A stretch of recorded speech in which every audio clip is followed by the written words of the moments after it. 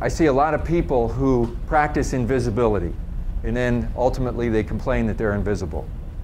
They're not noticed because they don't make people notice them. They don't speak up. They don't make themselves known. And you don't do it just so that you get noticed. It's just that if you're a leader, people notice leaders because they rise above the pack.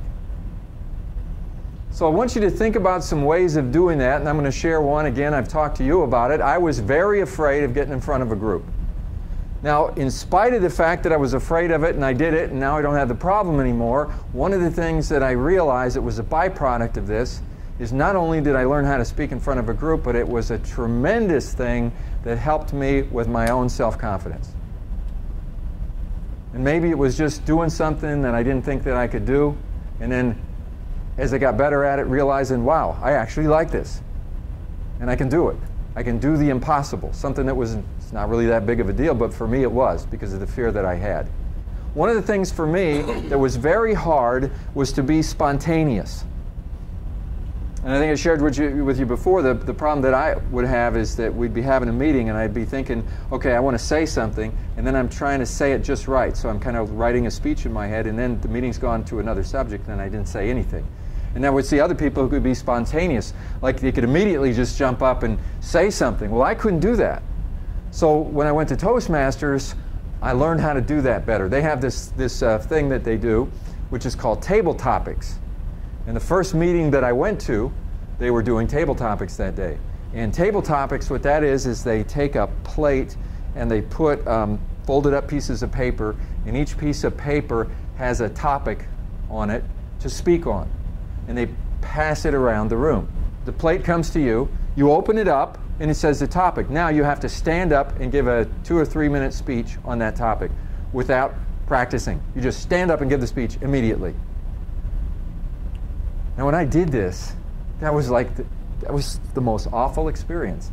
First of all, just the fear while the plate was coming around and other people were doing it. I'm going, yeah, you can't practice. You know, sometimes when the thing is coming around to you, like if you're going to introduce yourself and talk about, you can be thinking about what you're going to say. You can't do that with table topics. You have no idea what the topic is going to be.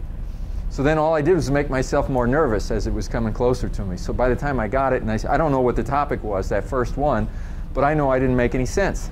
I got up and I tried to talk and I was so nervous, I got incoherent. It was the most awful experience. And then when I was done, everybody applauded. And I'm going, what are you guys applauding at? I didn't even make any sense. But the point is, they're really supportive because they're all in the same boat, or they've been in the same boat. When you think about it, a lot of this stuff is very practical, because if you ever find yourself in a situation where you got 10 people in a room and you're trying to pass on some skill, maybe you're on a project or something and you've got this skill and everybody else needs to learn it, and you're doing like a 2-day class and teaching them how to do it. It's getting organized and being able to do that well. You know it, but can you teach it well? I know a lot of people are really good at stuff, but they can't teach things. And so it gives you the structure and so forth that can help you with your self-confidence and your ability to communicate in a situation that maybe you're not as confident as you could be. So I bring this up because it might be one of those things, an extracurricular thing that you could do that would really surprise you as to how much value you have.